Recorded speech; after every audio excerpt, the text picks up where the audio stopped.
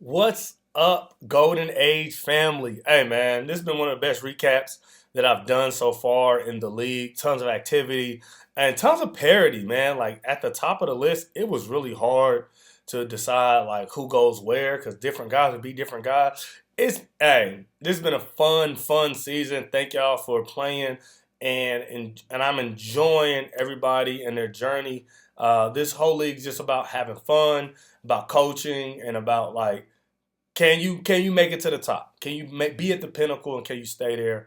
And so right now, Vandy's been on top, but this season has shown he is not undefeatable. So it's been great. So hey, let's hop into the recap today. We're gonna start off with the Heisman race, and so we got Eric Eldrenkamp, I think is how you say his name. I got the game up behind me. Yeah, he's leading the league in the Heisman, and man, here this dude goes again. I played against Vandy, and I got to look at the stats. I don't remember him going crazy against me, but he might have, and he got to be going crazy against everybody else if he didn't. He is just he has we run some kind of defense where this left is his right or left. I think it's right. His right outside linebacker just gets free releases, and so he runs. He has a lot of sacks and tackle for losses. He's number one.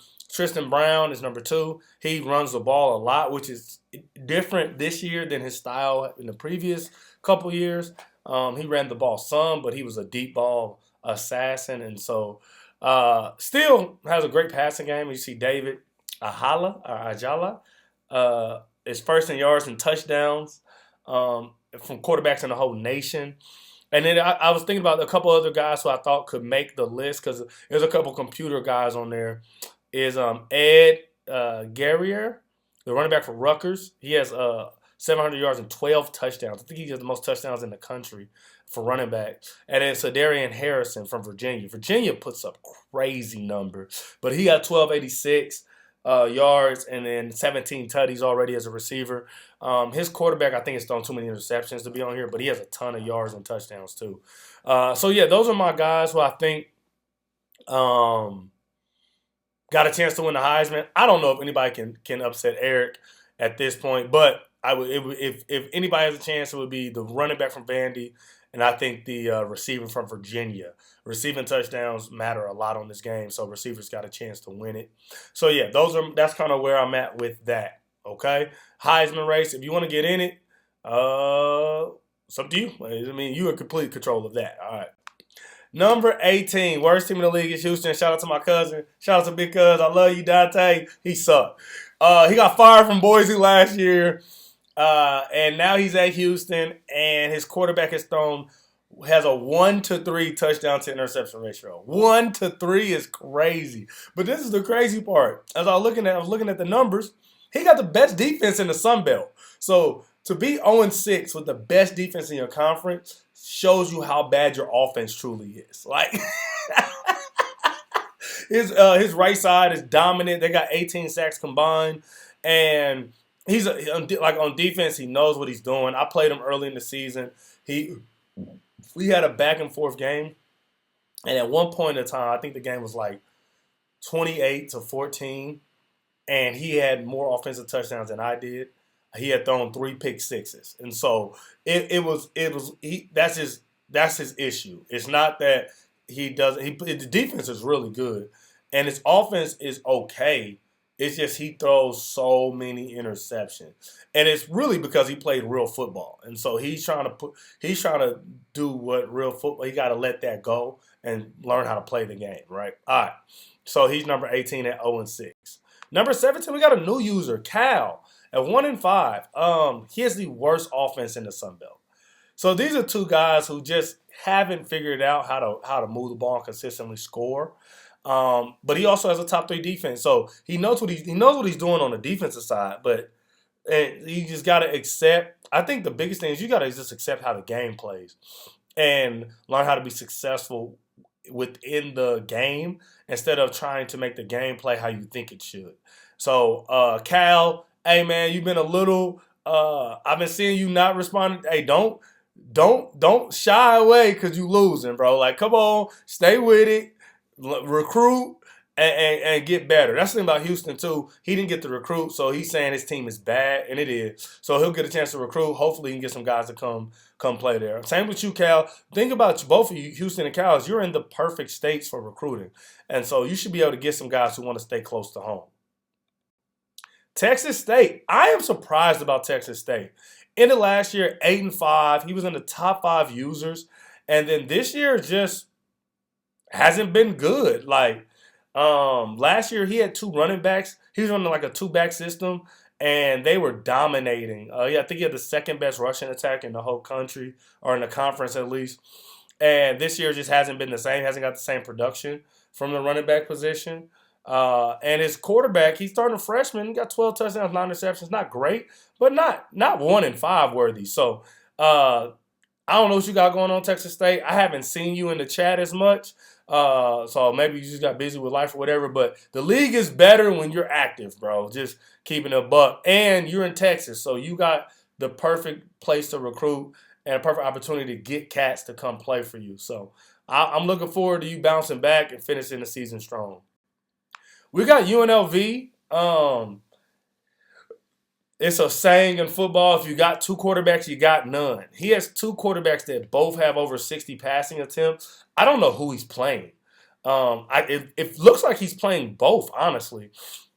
But they're both bad. They're combined for 12 touchdowns and 18 interceptions between the two of them. And so I think he's really just trying to find somebody who can play quarterback for him, but he hasn't found that person yet.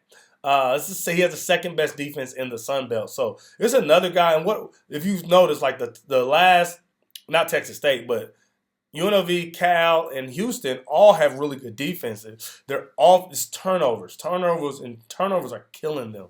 And so I figured, man, if you take care of the ball, UNLV, you got a chance to turn your season around, end up with a bowl game, right? Like you right on the cusp. And I think you can do it if you focus up. Now we got South Carolina. South Carolina's been up and down, man. I lost to South Carolina early in the season, but then he lost to Rutgers and Liberty. And so it's really interesting. He got a quarterback. I was looking at his stats and stuff. He's 6'5" and a scrambler archetype, man. Like, that's like the perfect kind of quarterback you want, but he hasn't been great. 1-to-1 TD to interception ratio will help you be 500. I think he's a good user. Like I said, I lost to him, so I think he's a good user. But he's got to just tighten up some things, especially turnovers. And one of the things, like his team in Arkansas, who I'm gonna talk about here in a little bit, their teams are fast, like lightning fast. But the thing about having all these fast players is you think they're gonna get open and they don't sometimes. And so that could be some of the reason with the interceptions and the touchdowns being even. But I think South Carolina I think he'll for sure win a bowl game. The question for him will be, does he have any ability to win a conference or anything like that? Which I don't know. He might be out of contention already with 3 losses. I think all his 3 losses are in the conference. So that's South Carolina. Liberty, they were 12-2 last year, but they haven't been able to keep the momentum. He was starting a sophomore quarterback, and that guy was struggling. So it looked like he switched to the freshman, who's been a lot better, Michael Jacquet, been a lot better than the sophomore, and I think that has started to turn his season around. He's gotten some big victories, like I said, against South Carolina. He's also 3-3. My eye is killing me, y'all. His running back, Caden Williams, averaging almost 6 yards a carry, which is amazing. That's like Chris Johnson Jr. type stuff. Or Chris Johnson, the first one, the real one. They're both real. The one for the Titans. But yeah, I think Liberty's a good user. He's been a fun user. He's been complaining about his team. If you do well, you might get a coaching offer to move up. And so I'm interested to see how he finishes his season. He's had some big wins and some head-scratching losses, honestly. And so 500 kind of fits him. I got him at 13 just because his record. But I think he can be a good user. Then we got Minnesota. Minnesota is one of the most interesting teams in the league because his quarterback's been bad. 16 touchdowns, 22 interceptions. You could run the ball game on him. But he's 3-1 in his conference. And so I looked at the record, Minnesota I think he's number 1 in his conference, but he's 3-3. And so his record doesn't reflect kind of where he is as far as the the future of this season go. He controls his own destiny. If he wins out in his conference, he'll play in conference championship game with a chance to make the playoffs, which will be super interesting. I think if he keeps winning, he'll end up ranked. And I'm intrigued by what Minnesota is doing, honestly. If he can shore up his rush defense a little bit and stop throwing the ball to the other team, this guy got a chance to win the Sun Belt, which would be crazy with how everything is kind of shaking up right now. So I think if he's the team to beat in the Sun Belt right now, so hey, I don't know what y'all gonna do with him over there.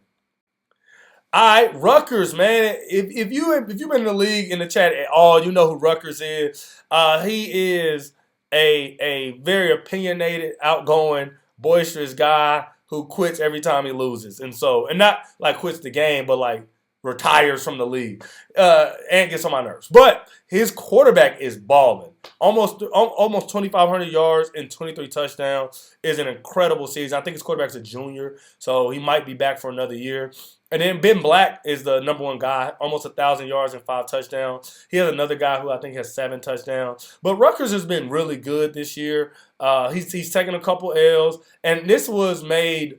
I think we're in week 8.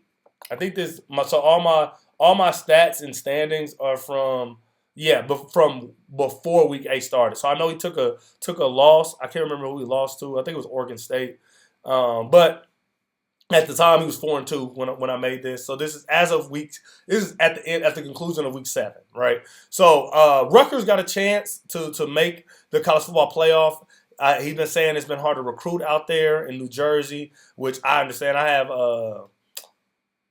have a few teams that are out east. They don't have nearly as many recruits out there. But I think if he does well, he could get another job.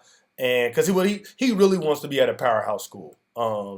He really, really wants to be at the Michigans or like a school like that. And so I'm thinking he can get there. It's just going to take him a good season. So he got to finish the season strong. Oklahoma State. Now he's 4-2, and so you'll see.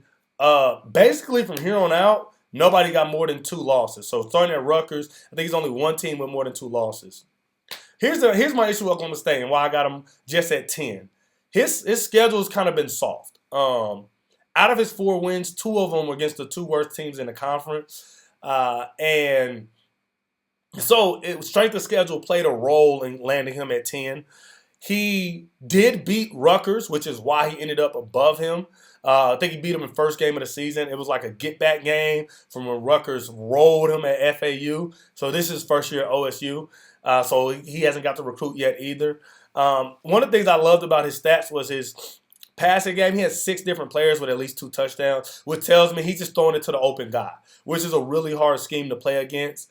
And he has a really good corner. R.J. Lester got 5 interceptions in 6 games. That's a pro corner. That's a pro corner that you don't want to throw at. And so I think Oklahoma State got a good future. His jerseys are fire. He's a good user, and I'm proud of what he's done from his first season at FAU to now where he is now as far as a program and as a coach.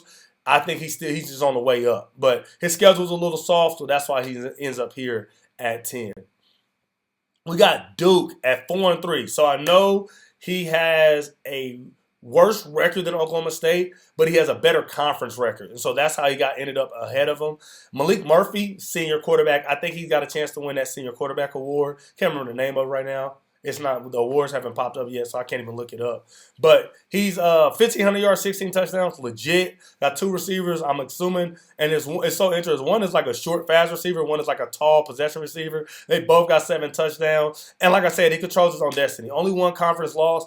He's in the Big 12. I'm almost certain Duke is in the Big 12 because we play this week. And so super excited to see kind of what he does. Do we play this week? I think I played Duke. Oh, we already played. Oh, okay, we already played. But he has a chance to win the Big 12. Yeah, he's in the Big 12. He has a chance to win the Big 12, which is an automatic playoff bid. So Duke is in position to, even though his record doesn't show, his conference record is good enough right now to put him in position to make the college football playoffs. Kennesaw State. This is one of my favorite users in the league, man. 5-2. He got a dual quarterback system, which I think I talked about. It was a team earlier that I talked about that runs two quarterbacks and they're bad. Let's see. It was UNLV. UNLV got the two quarterbacks and they're bad. He got two quarterbacks and they're good. 32 touchdowns, 10 interceptions combined. Second best offense in the Sun Belt. He's averaging over 50 points a game at Kennesaw State. Them Georgia boys are rolling, man. Hey, he might be my pick to win the Sun Belt. Not gonna lie. He might be my pick to win the Sun Belt just for the love of it. Like, no disrespect to nobody else, but I just think Kennesaw State deserves it. Took over the worst program in the country and has turned them around, and you love to see it. That's what this league is about. I'm interested to see because after this year, he's going to get some job offers. I want to see if he takes them because that's going to be interesting. Oregon State. Shout out to Oregon State. Also, jerseys. Fire. Creme de la creme. His running back, Terrence Logan, it's averaging 8 yards per touch. That's almost a first down every time he hands the ball off. Crazy production out of the backfield. Over 500 yards on the season. So this isn't a low touch back, like a gadget back. This is an every down back who's getting you 8 yards a carry. He has the third best red zone defense in the Big 12, which really helps when guys get the red zone against him and don't score. And so I had him ranked here. 5-2, I think is a fair ranking. Even though he might think he should be a little higher, I'm telling y'all, when it got to the top 10, it was really hard to rank guys. But I think, let me see, I'm almost certain it's because he's here because of a loss he had. I think he lost to somebody he had a bad loss. I'm about to pull it up. I got the game on so I can add some stuff to it. He lost to Arkansas and Liberty. So it was the Liberty loss. It was a Liberty loss and Arkansas loss that ended him here. But he got big wins against other teams. Like and that's the thing. He really didn't have his big win was a non-conference game against Minnesota early in the season. But other than that, I guess he did beat Wake Forest. So he did beat Wake Forest. It was hard. I'm telling you, it was hard to rank the top guy. It was hard. You guys got to separate yourselves, man. Win some more games, all right? So that's Oregon State. Arkansas. If Arkansas didn't lose to Cal to start the season, he would be way higher. But Cal is 1-5 with their only victory being against Arkansas. And so this is the old Louisiana user. I think he just wasn't used to his team yet because he's a really good user. But that loss got him at 5-3, and it's a staying on his record. Now, that being said, he beat me and he beat Vandy in back-to-back weeks. And so it's kind of crazy. And when you look at his stats, they're really not that good. The one thing he does is cause the most turnovers in the league. He causes the most turnovers in the Big 12. And so fumbles, interceptions, you got to go on conservative, and you got to be careful with the ball against Arkansas because not only does he have a track team on offense, his defense is opportunistic, and so he is a threat in the conference for sure. And I'm pretty sure if he keeps winning, he'll at least end the season ranked. It's gonna be interesting because he has two Big 12 losses already with Rutgers and Duke, which is crazy. He lost to Rutgers and Duke, but then beat me and blew Vandy out. And so Arkansas was a hard user to rank at 5-3 with that bad loss to Cal and a couple what happened in these games? But when he's on his game, he could be the best user in the league, and he's proven it. All right, going to Wake Forest.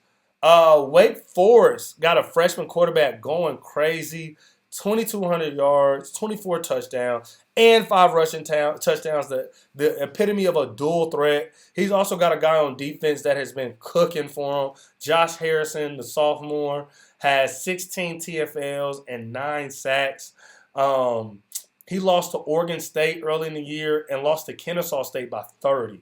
So, that's what got him here. Bad loss to Kennesaw. And it was on the road, don't get me wrong. I guess it might be a hard place to play. But got him ahead of Kennesaw just because his wins. He has some better wins. He's the only person who's beaten Virginia, and so that was a huge win for him in conference in the Sun Belt. And so that's what happened. So and then Kennesaw didn't have that. It's like I said, this middle was a lot, but I think Wake Forest is really good. And he's dangerous. If you get in a shoot, you don't want to be in a shootout with this guy, man. Just being honest, you don't want to be in a shootout with this guy because it can get hectic. Okay, yeah, he put 100 on Virginia, y'all. He put 100 on Virginia, y'all. Like what? 100? It was a basketball. It was 100-78. They were playing basketball on the football field. But Wake Forest is the number 5 team. Now, I know I just said Wake Forest put 100 on Virginia, but that's his only loss. And so Virginia should be the number 1 team. They have the least amount of losses in the league. But somebody put 100 on them, so I couldn't make them number 1, okay? But golly, man, his talking about crazy offenses, his offense is crazy. Number 1 offense in the Sun Belt. This year he's scored 49, 70, 58, 78, 63, 50, and 49. So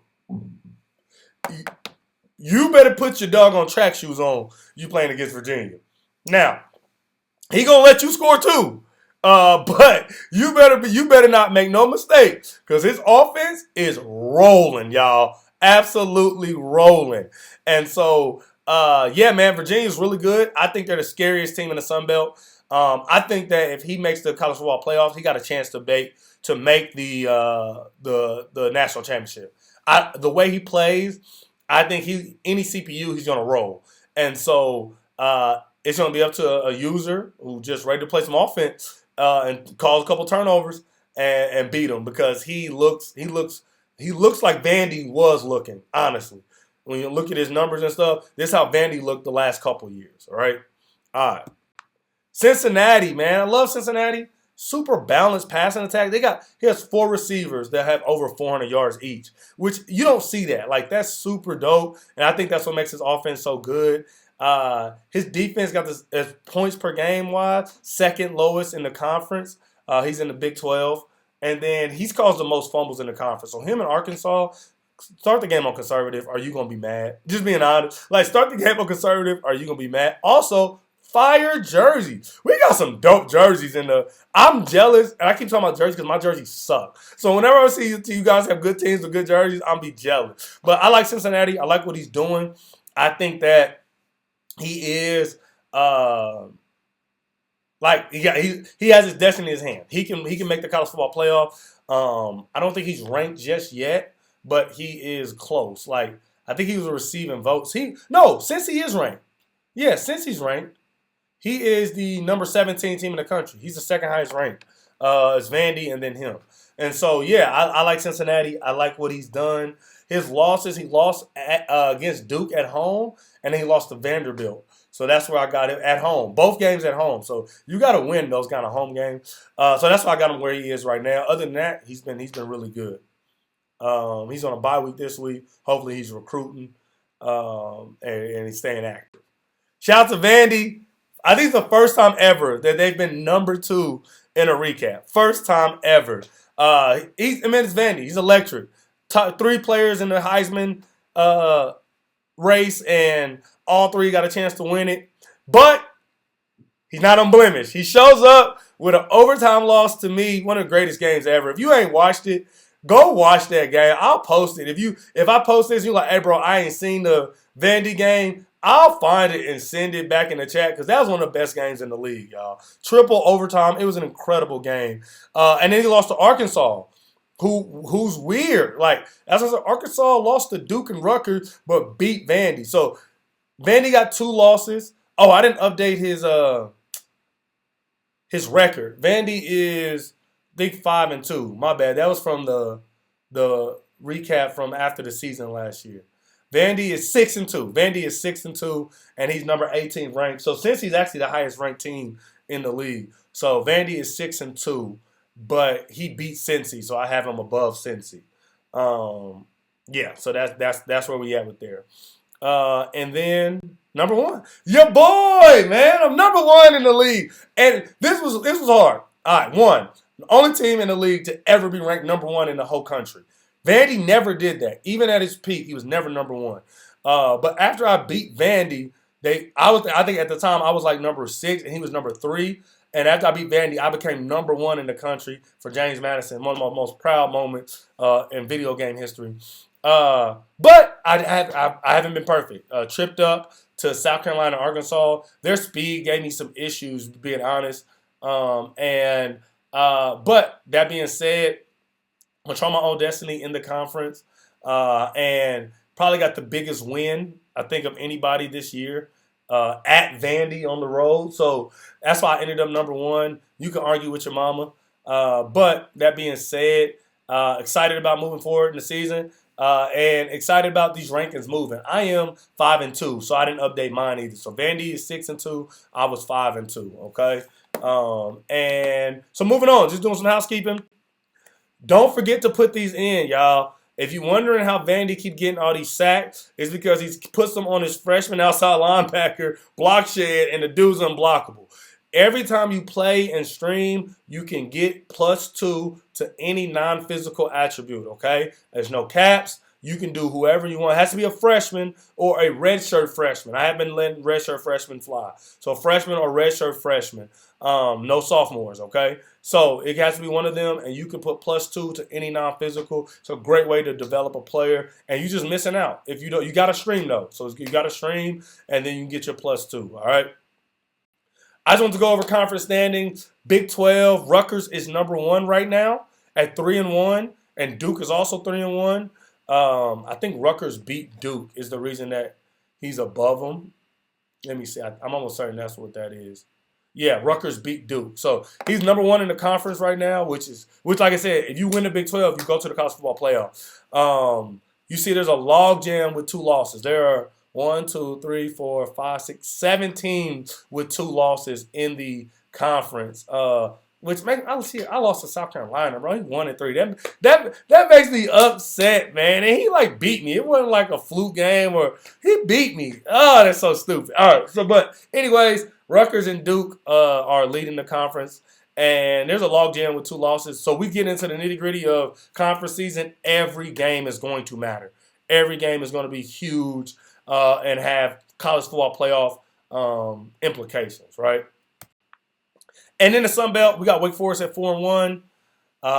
Virginia, we got 4 teams in Sun Belt with 1 loss. And so these next few weeks are going to be huge. Oklahoma State, UNLV, Texas State all have 2 losses. And Cal and Houston beat somebody. Just anybody. Just show up one day and beat somebody. Please, I believe in you. All right. Until next time, man, I appreciate you for y'all rocking with the recap, enjoying the league. Can't wait to see how this season unfolds. Until next time, man, I'm out. Peace.